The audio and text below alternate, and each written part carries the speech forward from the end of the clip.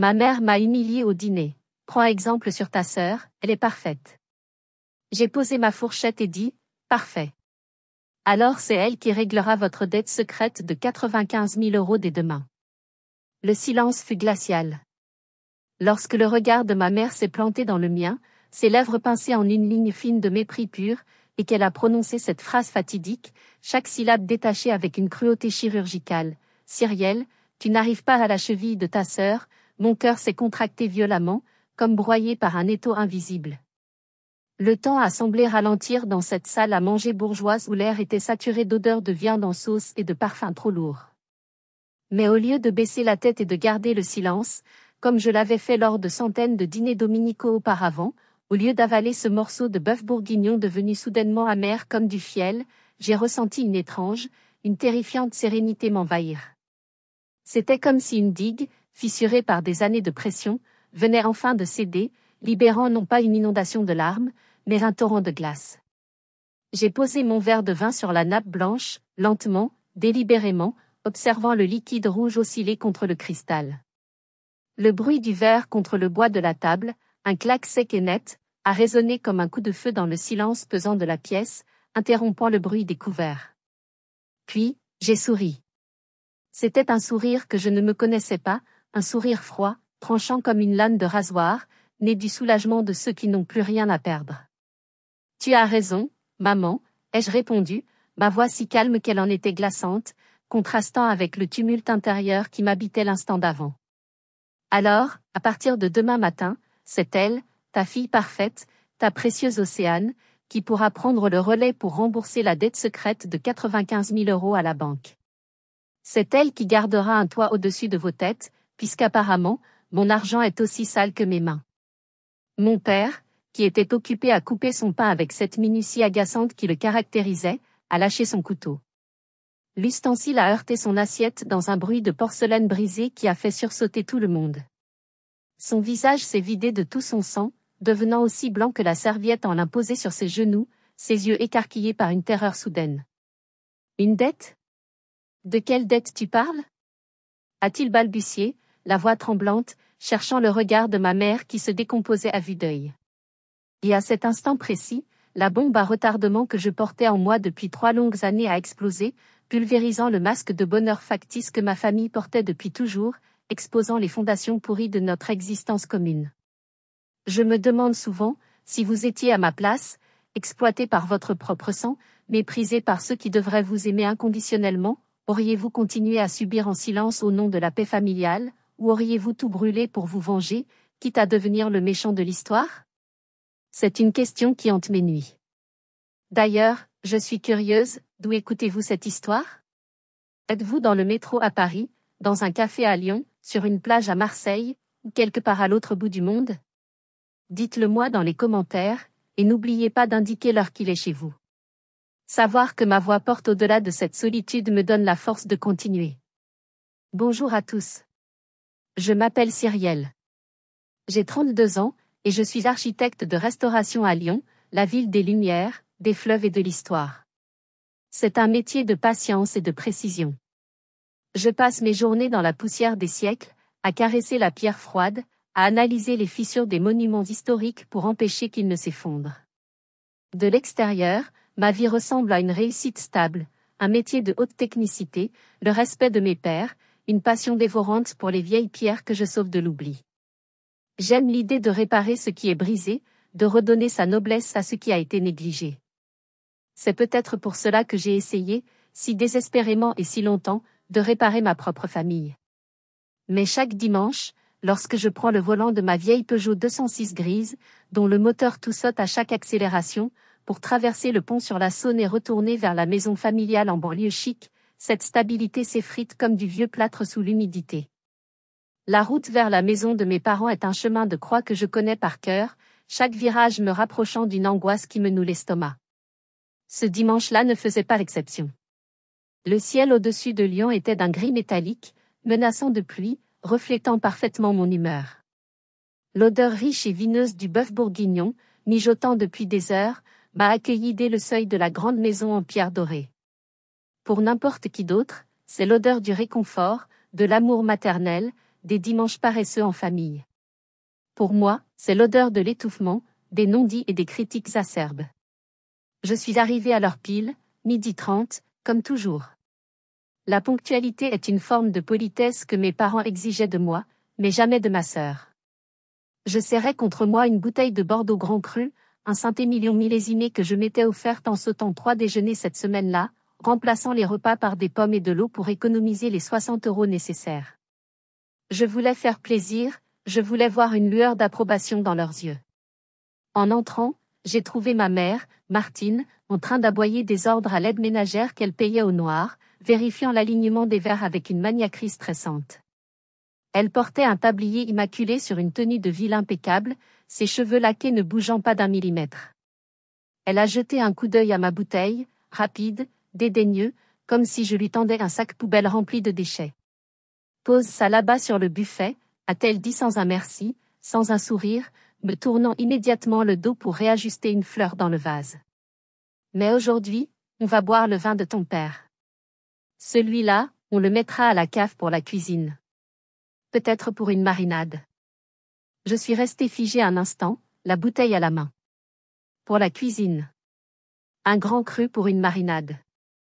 Je savais ce que cela signifiait. Mon cadeau, fruit de mes privations, finirait dans une sauce grasse ou prendrait la poussière jusqu'à ce qu'il tourne au vinaigre, oublié comme tout ce que je faisais pour eux.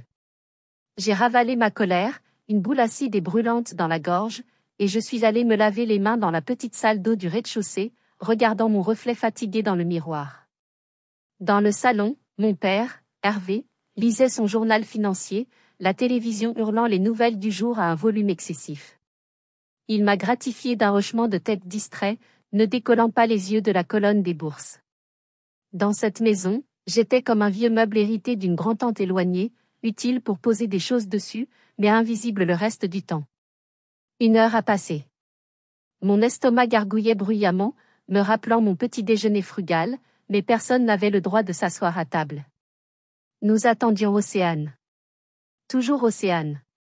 Le monde tournait autour de son axe, et nous n'étions que des satellites obligés de suivre son orbite capricieuse. Elle m'a envoyé un texto, il y a des bouchons terribles sur la 6, a menti ma mère en consultant son téléphone pour la 10e fois, alors que tout le monde sait que la circulation à Lyon un dimanche midi est inexistante, les rues étant désertes comme après une apocalypse. La pauvre chérie, elle doit être épuisée après son shooting d'hier pour cette marque de cosmétiques bio. C'est un travail harassant, tu sais. Finalement, à 14 heures passées, la porte d'entrée s'est ouverte à la volée. Océane, ma sœur aînée de 35 ans, est entrée comme un ouragan de paillettes et de prétentions. Elle portait une robe en soie crème qui valait probablement plus que ma voiture, des lunettes de soleil immenses de marque alors qu'il pleuvait dehors, et une vague de parfum Chanel numéro 5 l'a suivie, envahissant l'espace et agressant mes narines habituées à l'odeur de la pierre et du plâtre. « Bonjour la famille chérie !» s'est-elle exclamée, sa voix montant dans les aigus comme si elle jouait une scène de théâtre pour un public invisible. Désolée pour le retard, le spa était bondé, j'ai dû attendre une éternité pour mon massage facial, et vous savez que je ne peux pas sortir avec les pores dilatés. Personne ne lui a fait de reproche sur son retard ou sur son mensonge évident concernant les bouchons.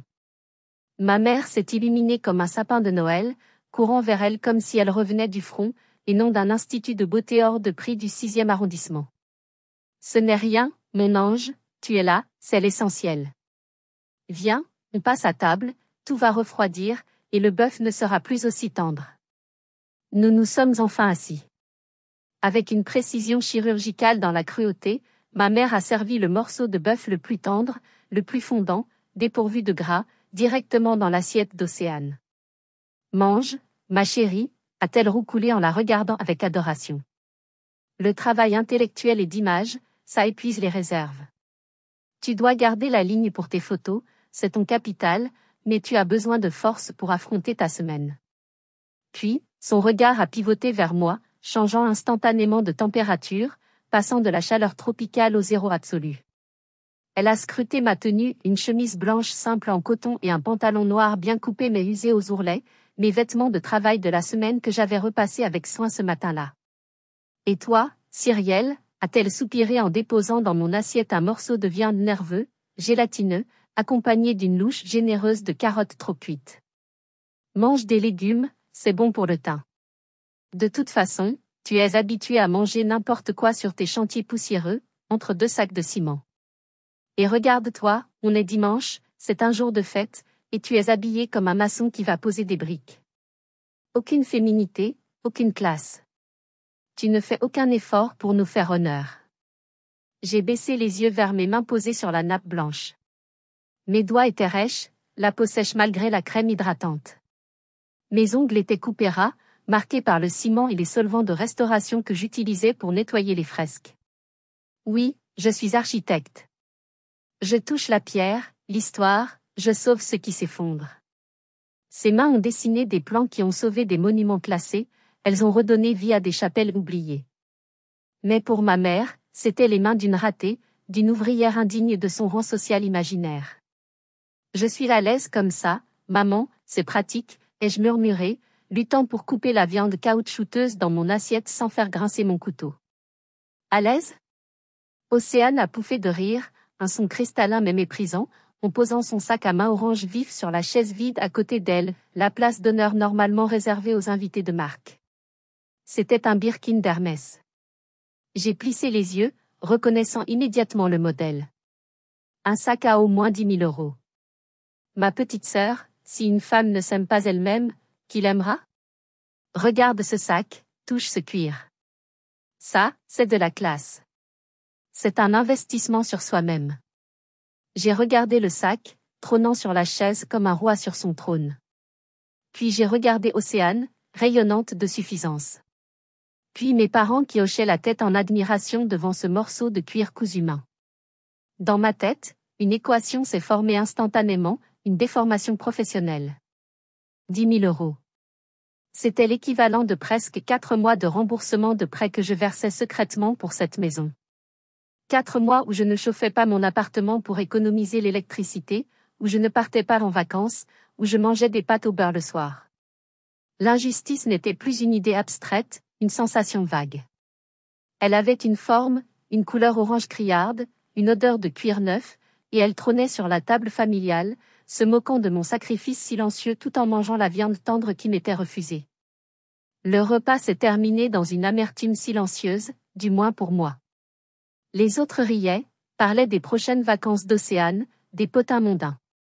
J'ai repris ma Peugeot 206, dont le moteur gémissait à chaque changement de vitesse comme une bête blessée, pour retourner vers mon minuscule appartement en ville.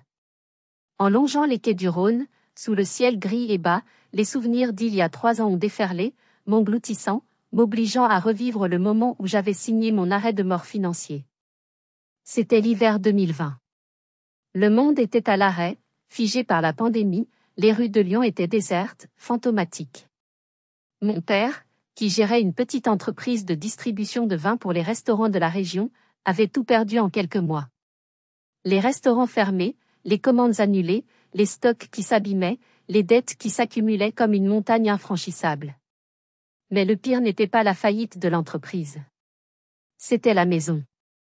La maison de mes grands-parents, cette bâtisse en pierre dorée où mes parents et Océane vivaient, elle y était revenue temporairement 5 ans plus tôt après une rupture amoureuse et n'avait jamais décollé, avait été hypothéquée pour renflouer l'affaire. À 2 heures du matin, une nuit de novembre glaciale où le vent fouettait les volets, mon téléphone avait sonné.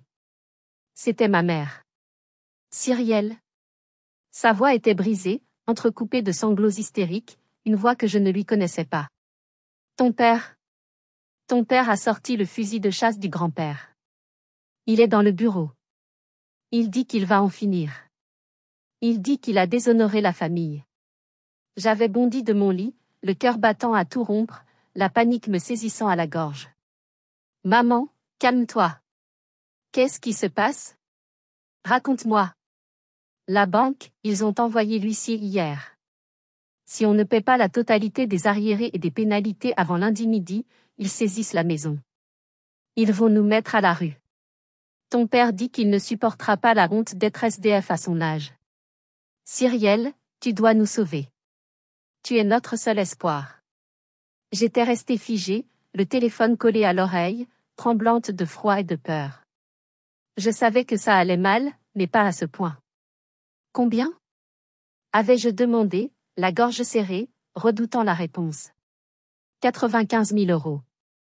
C'est pour restructurer la dette globale, payer les pénalités de retard et remettre le dossier à flot, avait débité ma mère, comme si elle avait répété ce chiffre 1000 fois dans sa tête. La banque accepte un nouvel échéancier de la dernière chance si quelqu'un se porte garant et paie 2 600 euros par mois pendant 3 ans, sans faute. 95 000 euros. Une somme astronomique pour moi.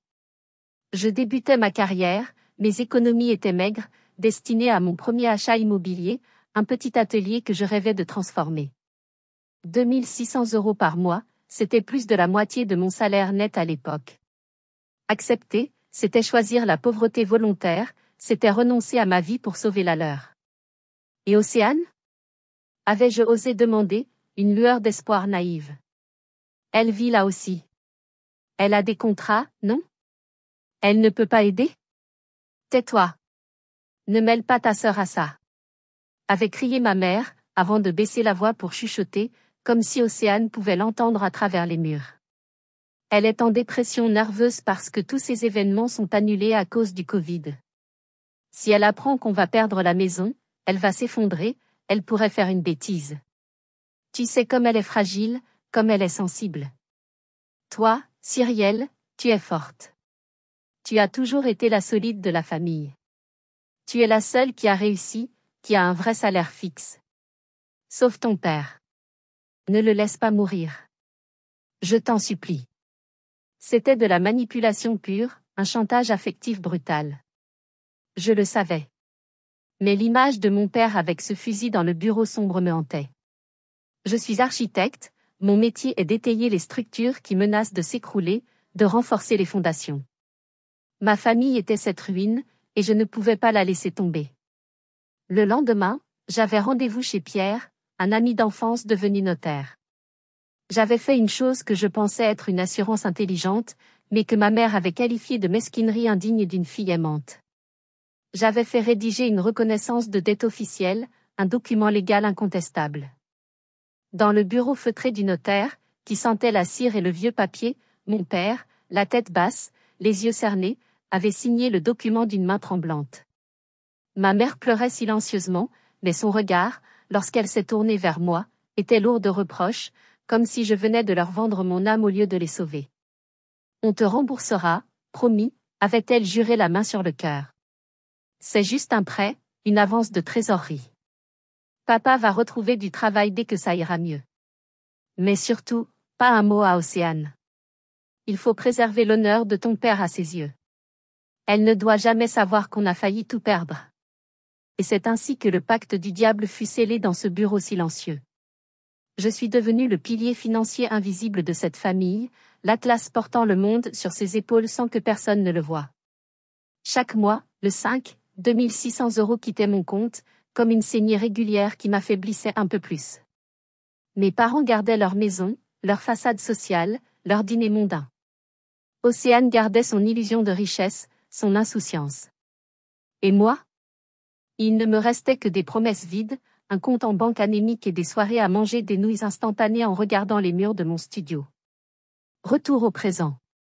Je gare ma voiture dans la cour pavée de mon immeuble décrépit du Vieux-Lyon. Mon appartement est un studio de 30 mètres carrés au 4e étage sans ascenseur, sous les toits. L'hiver à Lyon est humide, ce froid qui vous rentre dans les os et ne vous quitte plus. Mais je n'ose jamais monter le chauffage au-dessus de la position 2. Chaque fois que je regarde le thermostat, je le convertis mentalement en euros, puis en dette parentale, et je remets un pull supplémentaire. J'entre, j'enlève mes chaussures usées jusqu'à la semelle, sentant le froid du carrelage traverser mes chaussettes. Mon dîner ce soir-là? Une demi-baguette rassie de la veille, dure comme de la pierre, avec un morceau de fromage premier prix qui a le goût de plastique. Je m'installe à ma petite table de travail, encombrée de plans d'une chapelle du XIIe siècle que je dois restaurer. C'est mon seul refuge, mon travail. J'aime toucher la pierre froide, écouter son histoire, réparer les outrages du temps. Si seulement je pouvais colmater les brèches de ma famille aussi facilement que je rejoins toi un mur de grès. Mon téléphone vibre sur la table, rompant le silence. Une notification Instagram. C'est Océane. Je ne veux pas regarder, je sais que cela va me faire mal, mais mon pouce glisse automatiquement sur l'écran, guidé par une curiosité morbide. Une photo éclate de lumière et de couleurs, agressant mes yeux fatigués. Océane tient une coupe de champagne à la main, installée à la terrasse d'un grand restaurant parisien avec vue imprenable sur la tour Eiffel scintillante. Elle porte une robe de soirée, son maquillage est parfait. La légende me frappe comme une gifle en plein visage, Paris Fashion Week Vibe. Merci à mes parents d'amour qui ont sponsorisé ce voyage de guérison pour leur petite princesse. On a bien besoin de se détendre. #blessed, #familylove, #ParisLife, #luxe. Je reste pétrifiée, ma bouchée de pain sec bloquée dans la gorge, incapable d'avaler. Sponsorisé ? Le mot danse devant mes yeux. Avec quel argent ? Mon père est à la retraite, sa pension suffit à peine pour l'électricité, les charges et la nourriture de base. Ma mère n'a aucun revenu et n'a jamais travaillé. Le calcul se fait, brutal et implacable, dans mon esprit d'architecte habitué aux chiffres. La pension de retraite de papa. Cet argent devrait servir à leur quotidien, à leur survie, à payer leurs factures. Mais non. Comme je paie le crédit de la maison, la plus grosse charge du foyer, ils ont cet excédent de trésorerie chaque mois. Au lieu de l'économiser pour me rembourser comme promis, au lieu de mettre de côté pour les imprévus, ils l'utilisent pour financer la vie de starlet ratée d'Océane. Je paie indirectement ce champagne qui pétille dans sa coupe. Je paie ce billet de TGV première classe. Je paie cette chambre d'hôtel avec vue. Moi, qui grelotte dans ce studio en mangeant du pain rassis, je suis le mécène secret, le banquier occulte de l'opulence de ma sœur. La bile me monte aux lèvres, un goût acide de trahison. Je repense à toutes les fois où mes amis m'ont proposé un café en terrasse et où j'ai prétexté être trop occupé pour économiser les 3 € du café.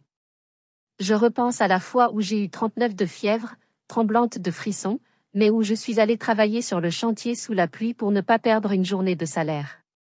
Pendant ce temps, Océane est à Paris, vivant la vie de château sur ma sueur et mes privations. Et mes parents, ceux-là même qui m'avaient supplié à genoux en pleurant, sont complices de cette mascarade. Pour eux, mon sacrifice est indu, une obligation naturelle. Les caprices d'Océane sont des besoins essentiels, des urgences vitales. J'éteins l'écran, le jetant sur mon lit avec rage.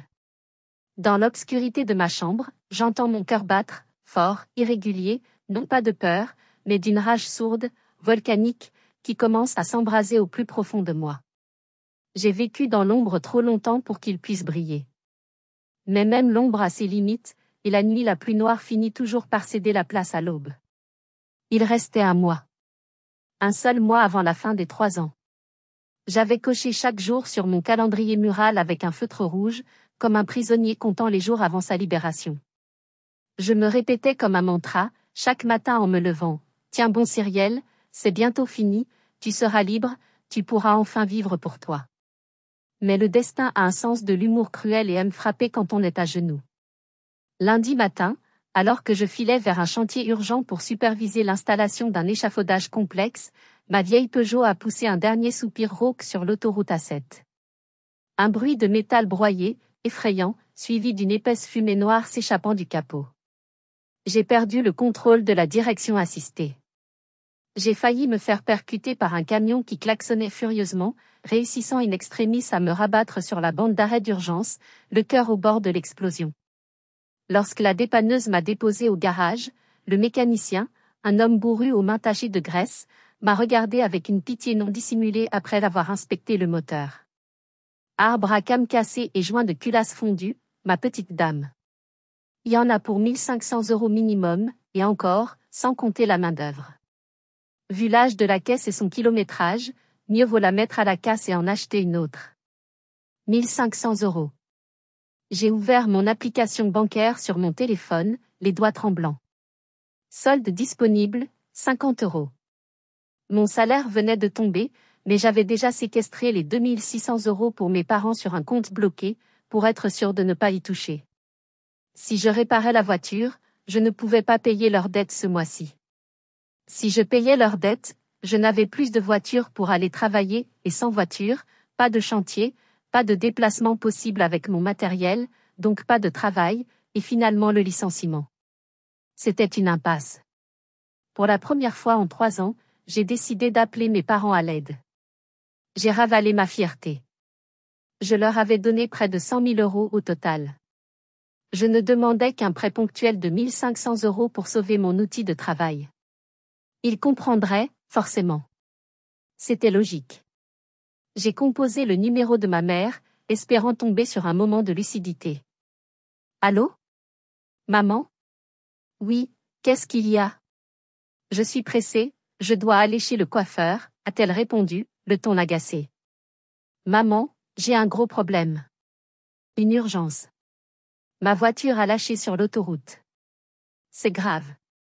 J'ai besoin de 1 500 € pour la réparer immédiatement, sinon je ne peux plus bosser et je risque de perdre mon contrat. Est-ce que vous pourriez me prêter ça ce mois-ci? Je déduirai ça du virement du mois prochain, je vous le promets. Un silence pesant au bout du fil. Puis, la voix de ma mère a explosé, stridente, perçante comme une sirène d'alarme. Quoi? 1 500 €? Mais enfin Cyrielle, tu gagnes bien ta vie, tu es architecte. Tu n'as pas d'épargne? Comment peux-tu être aussi panier percé? Tu dépenses tout en bêtises? J'étais sidérée, le souffle coupé. Panier percé? Moi? Maman, tu sais très bien où part tout mon argent. Tu sais que chaque centime va pour payer votre. Tais-toi. M'a-t-elle coupé brutalement, baissant la voix d'un coup pour chuchoter agressivement. Ne parle pas si fort, ton père est dans le couloir, il pourrait t'entendre. Nous n'avons pas d'argent. La retraite de ton père paie à peine les courses et les charges. Ne sois pas aussi égoïste. Débrouille-toi. Prends le bus, marche. C'est incroyable de nous harceler et de nous mettre la pression pour une vieille bagnole pourrie. Tu ne penses qu'à toi. Elle a raccroché. Le bip-bip du téléphone résonnait dans ma tête comme des claques répétées. Égoïste. Elle m'avait traité d'égoïste. Moi qui n'avais rien acheté pour moi depuis 3 ans. J'ai dû marcher 5 kilomètres sous la pluie battante, mes chaussures prenant l'eau, pour rentrer chez moi depuis le garage. Trempée jusqu'aux os, grelottant de froid, je suis entrée dans mon appartement sombre et mon téléphone a vibré. Océane venait de poster une nouvelle photo. Sur l'image haute définition, elle serrait contre elle une boîte noire luxueuse, le logo YSL, Yves Saint Laurent, brillant en lettres d'or. Elle avait les yeux fermés, une expression d'extase pure sur le visage, comme une sainte en adoration. La légende disait, cadeau d'anniversaire en avance de mes momies et daddy chéri. Émoticône, cœur le sac de mes rêves. Merci de toujours traiter votre petite princesse comme une reine. Je suis tellement gâtée. #YSL #birthdayGirl #spoiled #luxlife. J'ai cherché le prix du sac en ligne, mes doigts glissant sur l'écran mouillé. 2 200 €. Il n'avait pas 1 500 € pour que je puisse aller travailler et garder mon emploi. Ils m'avaient traité d'égoïste et de panier percé. Mais le jour même, ils avaient dépensé 2 200 €, de l'argent sans doute économisé sur plusieurs mois grâce à mes virements, pour un sac à main. Un objet inutile. À cet instant, je n'ai pas pleuré. Quelque chose s'est brisé en moi, mais ce n'était pas mon cœur. C'était le lien du sang. C'était l'illusion que j'avais encore une famille. Chers auditeurs, faites une pause un instant. Fermez les yeux. Imaginez-vous à ma place, dans cet appartement glacial, vos vêtements trempés collant à votre peau, regardant votre voiture morte, votre compte vide, et cette photo insultante. Que feriez-vous? Continueriez-vous à payer par devoir filial, par habitude, ou feriez-vous quelque chose d'irréparable, de radical? Écrivez en commentaire, je ferai. Et dites-moi votre réaction instinctive. Pour moi, à cet instant précis, la décision était prise. Le dimanche suivant, je suis allée au dîner de famille. Mais je n'y suis pas allée pour manger, ni pour chercher leur approbation. J'y suis allée pour tout finir. J'y suis allée comme on va à un enterrement, avec gravité et une tenue sombre. L'ambiance était la même que d'habitude, une pièce de théâtre bien rodée. Océane était là, caressant son nouveau sac YSL comme un animal de compagnie précieux, le cuir crissant sous ses ongles manucurés. Mon père servait du vin, l'air jovial, racontant une blague que personne n'écoutait vraiment. Ma mère servait la soupe, complimentant Océane sur son teint frais et sa nouvelle coiffure. Je suis restée silencieuse, ma cuillère immobile dans le liquide tiède. Je les ai observés. J'ai regardé mon père, cet homme faible qui se cachait derrière sa femme, refusant de voir la réalité. J'ai regardé ma mère, cette femme obsédée par l'apparence qui vampirisait un enfant pour nourrir l'ego de l'autre. J'ai regardé Océane, le parasite magnifique qui se nourrissait de nous tous. Cyrielle, tu ne manges pas? A demandé mon père, la bouche pleine. Je n'ai pas faim, ai-je répondu sèchement, sans le regarder. Ma mère a jeté un coup d'œil sous la table, vers mes vieilles baskets boueuses, mes talons étaient restés dans le coffre de la voiture en panne au garage, et je n'avais pas d'autre paire correcte. Elle a fait sa moue habituelle, un mélange de dégoût et de pitié. Encore ses chaussures? Elle a soufflé bruyamment, posant sa cuillère avec fracas. Regarde ta sœur, toujours impeccable, toujours classe, même le dimanche. Toi, tu traînes toujours comme une clocharde. C'est humiliant pour nous, tu sais. Les voisins pourraient te voir. Océane a gloussé, un petit rire pervers. Oh maman, laisse-la, c'est une travailleuse manuelle, elle n'a pas besoin d'être belle, elle a besoin d'être pratique. Ce n'est pas une question de manuel ou d'intellectuel. A haussé le ton ma mère, tapant sa main sur la table. C'est une question de respect de soi. Et de respect pour nous. Cyrielle, tu devrais prendre exemple sur ta sœur. Elle sait vivre, elle sait se présenter, elle fait notre fierté. Toi, franchement, tu n'arrives pas à la cheville de ta sœur. Mon père a hoché la tête en rythme, comme un automate, c'est vrai, une fille doit faire honneur à sa famille. Regarde Océane, elle rayonne. Le temps s'est figé. Cette phrase. Tu n'arrives pas à la cheville de ta sœur. Elle a ricoché dans mon crâne, amplifiée par des années de frustration. La cheville? Je ne vaux pas la cheville d'un parasite? J'ai posé ma serviette. Je n'ai pas pleuré. Mes larmes avaient séché le jour de la panne sur l'autoroute. À la place, un feu glacé s'est allumé dans ma poitrine, une énergie nouvelle et destructrice. J'ai pris mon verre de vin, je l'ai vidé d'un trait, sentant l'alcool brûler ma gorge, et je l'ai reposé. Clac! Le silence est tombé, lourd et menaçant. J'ai levé les yeux vers ma mère, soutenant son regard pour la première fois depuis des années. Tu as raison, maman, ai-je dit. Je ne sais pas profiter de la vie. Je n'ai pas de sac YSL. Je porte des chaussures trouées et sales. Tu sais pourquoi? Tu as bu? A bégayé mon père, inquiet de mon ton. Je n'ai pas bu, ai-je souri, un sourire large et effrayant. Je suis négligée parce que mon salaire s'est transformé en toit au-dessus de vos têtes et en sac de luxe pour elle depuis 3 ans. J'ai tourné mon regard vers Océane, qui écarquillait les yeux, sa bouche s'entr'ouvrant bêtement. Tu crois que l'argent pour tes sacs et tes voyages à Paris tombe du ciel? Tu crois que la soupe que tu manges est gratuite? Tu crois que le chauffage fonctionne par magie? Puis j'ai regardé mon père, hébété, la fourchette en l'air. Papa, tu sais pourquoi la banque n'a pas saisi la maison il y a 3 ans? Ce n'est pas par gentillesse ou par miracle. C'est parce que chaque mois, le 5, je vire 2600 € sur un compte secret pour payer ta dette à ta place. Quoi? Mon père est devenu livide, ses mains se mettant à trembler. 2600 €? Qu'est-ce que tu racontes? Ta mère m'a dit que la banque avait accepté un moratoire gratuit. Maman a menti, ai-je pointé du doigt ma mère, qui se recroquevillait sur sa chaise, essayant de disparaître. 95 000 €. C'est le prix que j'ai payé pour m'entendre dire que je ne vaux pas la cheville d'Océane. C'est le prix de votre confort. Je me suis levée brusquement, ma chaise raclant le sol et tombant à la renverse dans un bruit sourd. Mais rassure-toi, maman. Dès aujourd'hui, je vais t'écouter. Je vais suivre tes conseils. Je vais vivre pour moi. Je vais m'acheter des sacs, je vais voyager, je vais penser à mon teint. Je me suis penchée vers le visage décomposé de ma mère et j'ai chuchoté à son oreille, alors, ta fille parfaite Océane sera ravie de régler la mensualité à la banque demain matin. Bonne chance pour expliquer ça à l'huissier. J'ai tourné les talons et je suis sortie, marchant d'un pas ferme, laissant derrière moi le chaos, les cris stridents d'Océane et le rugissement confus de mon père. Martine. C'est quoi cette histoire? Martine, réponds-moi.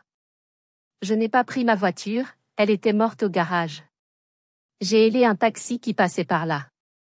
Assise à l'arrière, regardant les lumières de Lyon défiler à travers la vitre, mes mains tremblaient encore, non de peur, mais d'une surdose d'adrénaline, comme après un saut à l'élastique.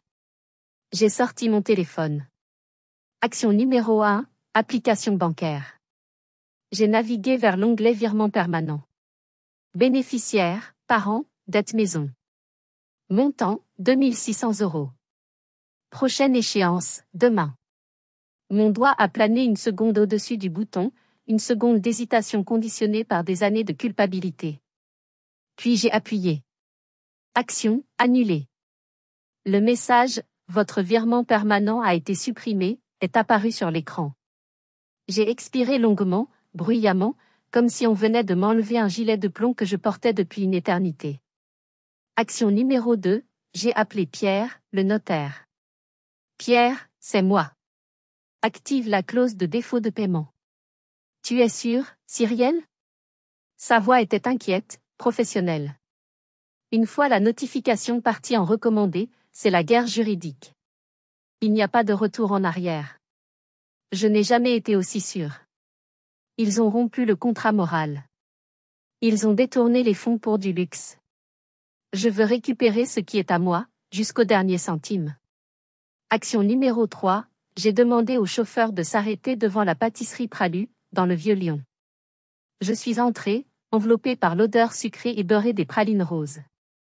J'ai pointé la plus grosse praluline, cette brioche lyonnaise mythique aux pralines roses, dans la vitrine. Celle-là. Et une grande boîte de macarons assortis. Je vais tout prendre. Chez moi, assise par terre sur le tapis usé, j'ai ouvert la boîte. J'ai rompu un morceau de brioche rose et sucrée. Le goût du sucre, du beurre, des amandes a explosé sur ma langue. C'était délicieux. C'était la première chose chère que je mangeais depuis 3 ans sans culpabiliser, sans convertir son prix en dette. C'était le goût de la liberté.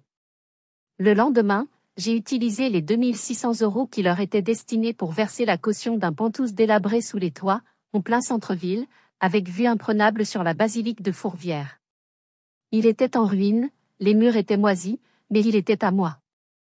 J'allais le rénover, pierre par pierre, comme j'allais rénover ma vie. 2 mois ont passé. Un silence radio total et étrange. J'avais bloqué les numéros de ma famille la première semaine pour protéger ma santé mentale. Puis j'ai débloqué, par curiosité morbide, mais ils n'ont pas appelé. Je devinais que l'orgueil mal placé de mon père et les calculs machiavéliques de ma mère les retenaient. Ils pensaient sans doute que je faisais un caprice d'enfant gâté et que je reviendrais la queue entre les jambes, implorant leur pardon. Ils se trompaient lourdement. Par ma tante Liane, la sœur de mon père et ma seule alliée dans ce clan de fous, je savais que c'était la panique à bord du Titanic. La banque a commencé à envoyer les lettres de relance recommandées, m'a chuchoté Liane au téléphone. Ta mère ment à ton père, elle dit que c'est un bug informatique de la banque, qu'ils vont régler ça. Elle essaie de vendre ses vieux bijoux en cachette chez un brocanteur, mais ça ne suffit pas. Océane est hystérique parce que sa carte de crédit est bloquée et qu'elle ne peut plus acheter ses followers. Laisse-les faire, tata, ai-je répondu en ponçant une poutre centenaire de mon nouvel appartement, la sciure de bois collant à ma peau. Je m'en fiche. Qu'il coule. Ma vie changeait radicalement. Sans ce boulet financier de 2600 €, je revivais. J'ai acheté des vêtements neufs, colorés. Je suis allée chez un coiffeur de renom pour une coupe moderne. Je mangeais à ma faim, des produits frais. Mes collègues me disaient, Cyrielle, tu rayonnes, tu as un amoureux? Je riais. Oui, j'étais amoureuse de ma nouvelle vie, de ma liberté retrouvée. Mais ma famille n'en avait pas fini avec moi. Un matin, j'ai reçu une invitation électronique par email, le seul canal que je n'avais pas bloqué. Objet, noces d'émeraude, 40 ans des mariages d'Hervé et Martine. Lieu, le château de Montchat, un lieu de réception hors de prix en banlieue chic. J'ai froncé les sourcils. D'où sortait l'argent pour louer un château? Liane m'a rappelé aussitôt, la voix tremblante d'indignation. Cyrielle, tu as vu l'invitation? Ta mère est folle. Elle a fait un emprunt à la consommation à un taux usuraire, un crédit revolving, pour payer cette fête. Elle a invité toute la famille élargie, les cousins du Sud, et les anciens partenaires d'affaires de ton père. Pourquoi faire? C'est du suicide financier. Pour annoncer qu'Océane est l'unique héritière de la maison, a lâché Liane. Et surtout, pour faire croire à tout le monde que c'est Océane qui a sauvé la famille financièrement pendant la pandémie grâce à ses contrats de modèle. Elle veut utiliser cette fausse réputation de fille prodige pour emprunter de l'argent aux oncles et tantes riches et rembourser la banque. J'ai éclaté de rire. Un rire sans joie, un rire noir. Ils allaient voler mon sacrifice, l'attribuer à Océane, et s'en servir pour escroquer la famille? C'était le comble de l'audace et de l'immoralité. Tu vas venir? A demandé Liane, inquiète. Oh que oui, ai-je dit en regardant l'acte notarié de saisie que Pierre venait de m'envoyer par coursier. Et je vais apporter un cadeau qu'ils n'oublieront jamais. Un cadeau explosif. J'ai appelé Maître Valois, un avocat redoutable en droit des affaires et un ancien camarade d'université avec qui j'avais gardé contact. J'ai besoin d'un service, Alexandre. Je veux que tu viennes à une fête avec moi samedi soir, en tant que nouveau petit ami, mais apporte ta mallette professionnelle avec ta robe d'avocat. Valois Harry, intrigué, l'affaire des 95 000 € dont tu m'as parlé? Je suis partant. Ça va être un massacre. Mon arme n'était pas la violence physique, c'était la donnée, la preuve irréfutable. J'ai passé 2 nuits blanches à compiler 3 ans de relevés bancaires. 36 lignes de virement, date, montant, référence. J'ai retrouvé les vieux messages vocaux de ma mère, ses supplications larmoyantes. J'ai fait des captures d'écran des posts Instagram d'Océane datés des mêmes jours que mes virements, mettant en parallèle mes sacrifices et ses dépenses. J'ai monté un fichier PowerPoint dévastateur. Titre, La vérité NUE. J'ai contacté le technicien du château. Par chance incroyable, c'était le petit frère d'une collègue architecte. Avec un peu de persuasion et une caisse de bon vin, il a accepté de me laisser vérifier le matériel de projection avant la soirée. Le soir de la fête, j'ai enfilé une robe rouge sang, cintrée, avec un décolleté dans le dos vertigineux, et des talons aiguilles noirs. Je me suis maquillée avec soin, une bouche rouge vif. Dans le miroir, la Cyrielle Masson avait disparu. À la place se tenait une femme fatale, prête pour l'exécution. Allons faire tomber le rideau, ai-je murmuré à mon reflet. Le jardin du château était féerique, illuminé de milliers de guirlandes et de bougies. Le champagne coulait à flots. Les invités, sur leurs 31, discutaient par petits groupes. Quand je suis arrivée au bras de Valois, qui était d'une élégance rare, les murmures ont commencé, se propageant comme une onde. C'est Cyrielle? Elle a changé. Elle est superbe. J'ai entendu dire qu'elle avait abandonné ses parents sans un sou. Quelle ingrate, la garce. Océane et ma mère avaient bien fait leur travail de sape. J'étais la méchante de l'histoire, la fille indigne. Je gardais la tête haute, serrant le bras de Valois. Mes parents trônaient au centre de la terrasse.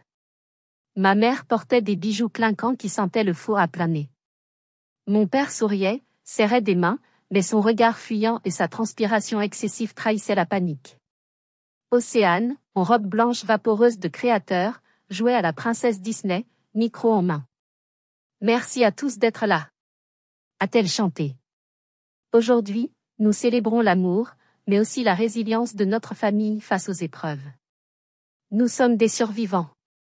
Applaudissements polis. Ma mère essuyait une fausse larme avec un mouchoir en dentelle. Mon père a pris le micro, la main tremblante. Je suis un homme chanceux. J'ai une femme merveilleuse, il a avalé sa salive difficilement, et une fille, Océane, qui a été notre rocher. C'est grâce à son soutien indéfectible et à sa générosité que nous avons gardé notre maison. C'est elle qui a payé quand tout allait mal. J'ai bu une gorgée de champagne pour ne pas vomir de dégoût. Rocher? Un rocher en papier mâché, oui. Et maintenant, a repris Océane, voici une petite vidéo hommage que j'ai préparée pour retracer notre parcours de courage. Regardez l'écran. Les lumières se sont tamisées. L'écran géant est descendu. C'était mon moment. J'ai envoyé un SMS au technicien, maintenant. Fais tout péter. La musique douce de La vie en rose a commencé, ironique. Mais au lieu des photos d'enfance d'Océane, une diapositive noire est apparue avec un texte rouge sang, immense, rapport financier familial, qui est le VRAI pilier? Un silence de mort est tombé sur l'assemblée. Océane s'est figée, son sourire s'effaçant comme de la craie sous la pluie. Diapositive 2, un graphique à barre comparatif.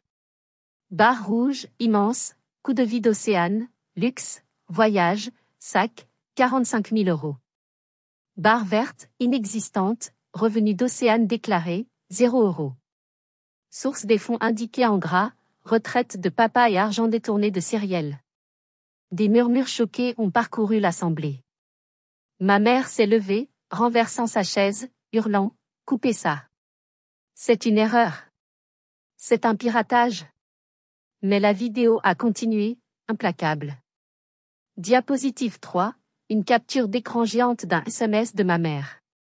Cyrielle, vire les 2600 € tout de suite. La banque appelle. Ne dis rien à Océane, elle a besoin de sa nouvelle robe pour le gala, on a utilisé la retraite pour ça. Sauve-nous encore une fois. Et le coup de grâce, un fichier Excel défilant, ligne après ligne, totalisant les virements avec les dates précises. Total versé par Cyrielle, 95 000 €. Statut actuel, aide stoppée pour cause d'ingratitude. La salle a explosé. Les regards se sont tournés vers mes parents et Océane avec un mélange de dégoût et de fascination morbide. C'est Cyrielle qui payait tout? Quelle honte! Et Océane qui se pavanait. C'est de l'escroquerie. Océane a hurlé de rage, jetant son verre de champagne qui s'est brisé au sol. Elle a tenté de fuir mais a trébuché dans sa longue robe, tombant à genoux. Ma mère s'est effondrée sur sa chaise, feignant le malaise cardiaque. Mon père était pétrifié, le visage écarlate, incapable de bouger. Je suis montée sur l'estrade, sous le feu des projecteurs, Valois sur mes talons. J'ai pris le micro des mains de mon père qui n'a offert aucune résistance. Désolé de gâcher la fête, ai-je dit calmement, ma voix portant loin dans la nuit. Mais avant que vous ne prêtiez de l'argent à cette famille modèle, comme il l'espérait ce soir, vous deviez savoir la vérité. Mon père s'est jeté vers moi, sortant de sa torpeur, la main levée pour me frapper. Sale petite garce. Je vais te tuer. Mais maître Valois s'est interposé, un mur en costume 3 pièces. Monsieur Hervé, calmez-vous, a-t-il dit d'une voix de stentor qui a glacé l'assistance. Je suis l'avocat de Cyrielle. Toute violence aggravera votre cas qui est déjà désespéré. Il a ouvert sa mallette avec un claquement sec et a sorti un document timbré. Mesdames et messieurs, voici une reconnaissance de dette officielle signée par ces gens il y a 3 ans. Il s'est tourné vers mes parents, lisant le document. Clause numéro 4, en cas de détournement de fonds avéré, financer le luxe au lieu de la dette, et de défaut de paiement de plus de 60 jours, le créancier, Cyrielle ici présente, peut saisir la garantie hypothécaire. Il a marqué une pause théâtrale, laissant les mots pénétrer les esprits. À compter de ce jour, Cyrielle est propriétaire légal de 60% de votre maison. Vous avez 30 jours pour racheter ses parts au prix du marché. Sinon, la maison sera vendue aux enchères publiques dès le mois prochain. Mon père a vacillé, s'agrippant à la table. La maison de ses ancêtres. Perdu. Tout ça pour des sacs à main et des mensonges. Ma tante Liane s'est levée au fond de la salle et a applaudi lentement, seule. Clap. Clap. Clap. D'autres ont suivi, timidement puis plus fort.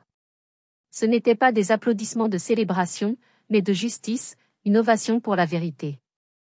Les invités ont commencé à partir, dégoûtés, laissant mes parents et Océane au milieu des débris de leurs mensonges, sous les lumières crues des projecteurs.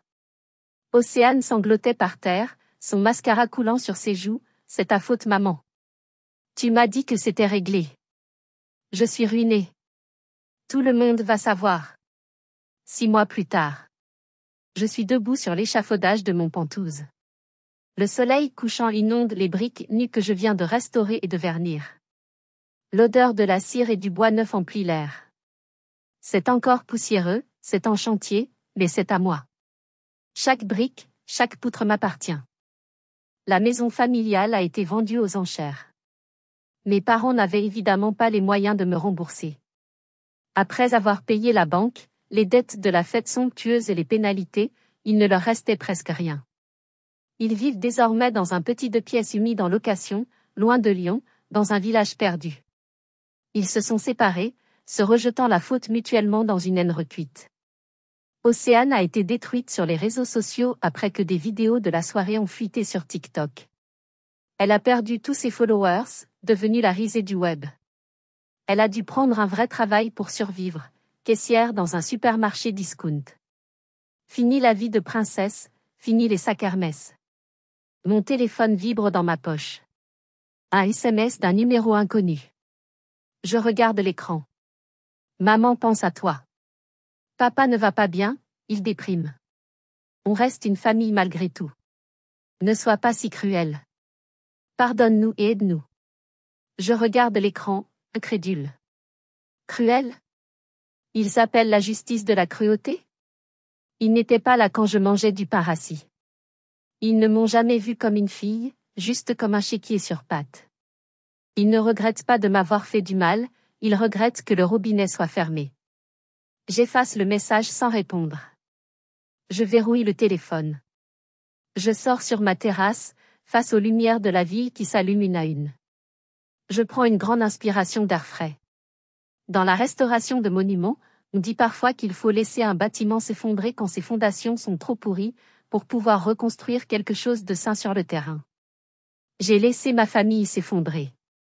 Et sur les ruines fumantes de mon passé, j'ai reconstruit la chose la plus précieuse, la plus solide, moi-même. Je lève mon verre de vin vers le ciel étoilé de Lyon. Santé, Cyrielle. Tu es enfin libre. Merci infiniment d'avoir suivi le voyage de Cyrielle vers la justice et la liberté.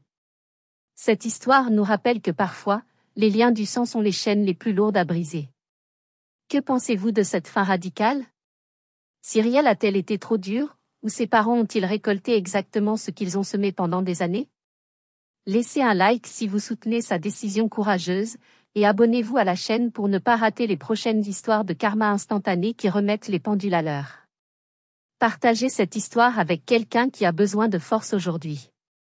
Si vous croyez qu'il faut parfois couper les branches pourries de l'arbre généalogique pour pouvoir fleurir, alors nous sommes d'accord. À la prochaine pour une nouvelle histoire.